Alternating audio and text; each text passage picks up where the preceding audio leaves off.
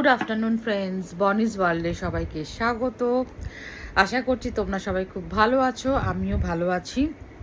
তোমাদের কাছে একটা কমপ্লেন আছে আমার, সেটা হচ্ছে আমি কিন্তু কারোর কমেন্ট পাচ্ছি না, কারোর সাথে গল্প করতে পাচ্ছি না। তোমরা কিন্তু আমাকে ফলো করছো না।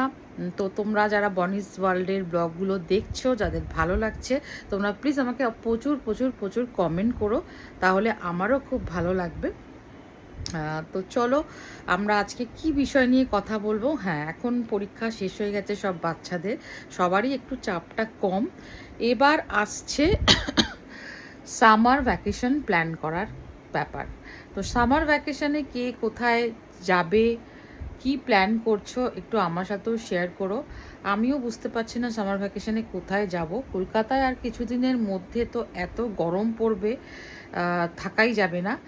আর একটু পরীক্ষা শেষ হয়ে গেলে একটুখানি রিল্যাক্স করতে অবশ্যই প্রয়োজন হয়।